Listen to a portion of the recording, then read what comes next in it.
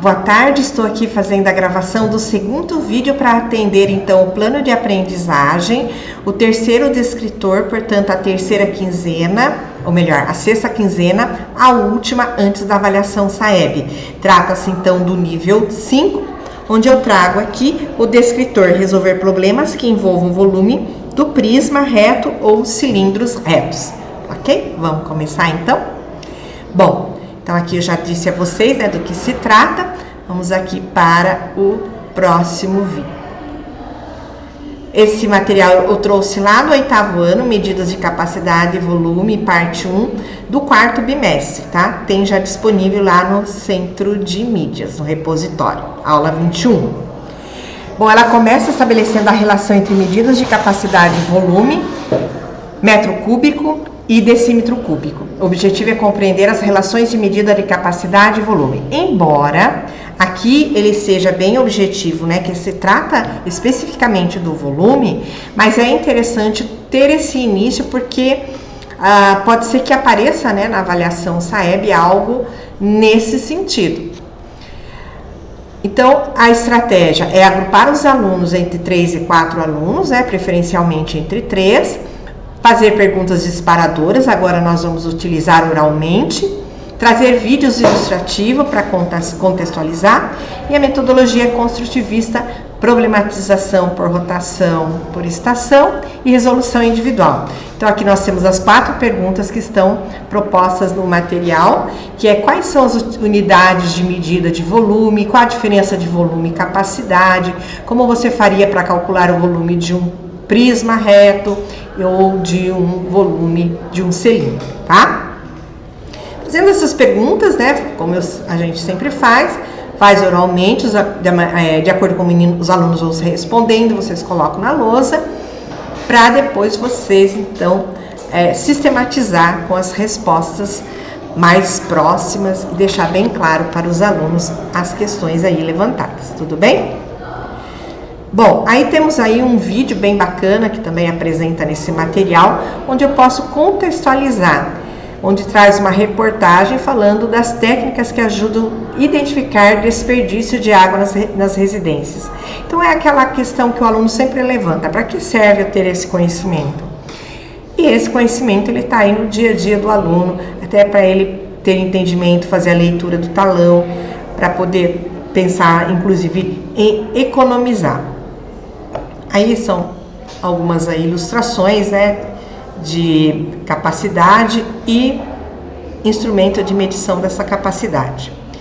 Temos aí também a capacidade e o volume dada em metros cúbicos, as conversões, que é bem bacana a gente estar revisando com os alunos, pode estar fazendo um painel com esses alunos para poderem memorizar, ajudá-los nessa exploração, embora a gente saiba que eles já devem ter tido contato com unidades de medida, tanto de capacidade quanto de volume, certo? As correspondências entre a capacidade e volume, e aí sim você vai chegar aqui para trabalhar primeiro com ele, revisando a área do retângulo e do círculo. Esse trabalho com área já foi feito em descritores anteriores, então o aluno está com como que eu posso dizer, com esse conhecimento prévio muito bem consolidado, né, fresco na cabeça, tá bom? Então aí nós temos a área do retângulo, né, base vezes altura ou largura, e também a área do círculo, aí onde nós apresentamos o diâmetro, 12 centímetros, para ajudar também o aluno a relembrar que para encontrar o raio basta dividir o diâmetro em 2 partes, porque o raio corresponde a 2 vezes o raio corresponde ao diâmetro. E o π 3,14, que também acredito que não seja nenhuma novidade para os nossos alunos. Tenho aí uma demonstração, né, porque a área do círculo, portanto, é π vezes raio ao quadrado, fazendo essa demonstração geométrica, usando então a base vezes a altura, para que os alunos tenham então maior compreensão. Como eu acho um pouco difícil, né, você colocar o círculo, recortar, que daí tem que fazer aquela perfuração no centro do círculo com uma tesoura muito fininha para que dê certo essa montagem. Então nada melhor do que você apresentar um vídeo para o aluno. Então aqui nós temos um vídeo, tá? Você clica em cima desse material que eu vou encaminhar para vocês, e aí você tem um videozinho onde você terá a possibilidade de fazer essa demonstração mais visual, né? Aí ele faz a figura, se encaixa, fica bem bacana, tá bom? Aí sim você vai entrar explorando o cálculo do volume do prisma de base retangular e o cálculo do volume do cilindro. É sempre interessante fazer a demonstração para os seus alunos, tá? Então aqui eu trouxe caixas, né, que são formatos de prismas, vários tipos de caixas, né, umas mais larguinhas para eles poderem fazer as medições, abrir essas caixas, verificar as planificações, explorar essas planificações. Isso é muito importante. Quanto mais o aluno estiver explorando esse material, maior será a facilidade dele na compreensão do que apresentar para ele, seja nas tarefas quinzenais ou seja no dia da prova FAEB, que pode apresentar uma figura ali planificada e o aluno teve então esse contato. E para que o aluno perceba a ideia da base, né? Base retangular ou base quadrada vezes a altura, demonstrar isso para o aluno. Então eu calculo a área da base para descobrir o volume, basta então eu multiplicar pela altura. E você pode também fazer a demonstração utilizando algum material que vocês tenham aí em forma de cilindro. Aqui não é um cilindro regular, né, porque ele vai diminuir aqui, mas enfim, só para que o aluno tenha ideia, né, eu posso tirar a tampa, desconsiderando a parte superior, eu tenho então a área da base vezes essa altura. Fazer essa demonstração pode parecer muito óbvio para nós, mas não é para o aluno. Então, quanto mais material ele puder enxergar, visualizar, melhor para o nosso aluno, tá bom? E aí nós temos então algumas figuras onde ele vai calcular aí o prisma, né, com as dimensões 2, 8 e 3, altura 3, comprimento 8 e largura 2. E aí nós temos também dois cilindros. Trouxe aqui figuras com tamanhos diferentes para ele perceber aqui uma base maior, uma base menor, alturas diferentes, inclusive tem problemas que propõem com bases de tamanhos diferentes, alturas de tamanho diferente, se o volume é maior entre um ou outro, é menor ou é igual. Então já traz essas figuras, né? Se você conseguir trazer esse material no concreto, melhor ainda, para que o aluno possa ter essa visualização. Ou você pode também construir. E aí você vai para o material que está lá no São Paulo em Ação, missão 15. Ele apresenta vários probleminhas que vocês poderão então resolver alguns problemas com eles, sempre partindo daquele fácil, médio e de maior complexidade, que é o que eu estou vendo aqui, a etapa 1 e etapa 2, ele traz aqui problemas de menor complexidade. Você vai estar resolvendo ali com ele. E depois você pode fazer com os problemas que vêm a seguir na etapa 3, que tem ali 4 problemas, e depois a etapa final com mais um probleminha aí para o seu aluno resolver. E aí você pode, tendo tempo para isso, selecionar outros problemas, né? Aquele que eu inclusive sugeri, comparando os cilindros, gostam muito, né, de apresentar em algumas provas, para ver se os volumes são iguais, se mudar o tamanho da base, aumentar e diminuir a altura, enfim, tá? É interessante trazer um probleminha desse para que os alunos possam resolver como desafio. E aí você pode então selecionar cada rotação, né, um problema e cada rotação com um nível de dificuldade. Se você conseguir 5 rotações, então o primeiro com nível básico, o segundo já avança um pouquinho, e maior complexidade no quinto.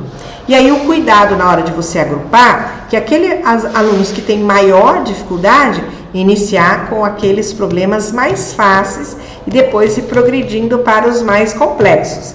Aqueles alunos que têm mais facilidade, você começa do médio para o complexo, tá? E aqueles alunos, né, que estão mais avançados, já começa no complexo.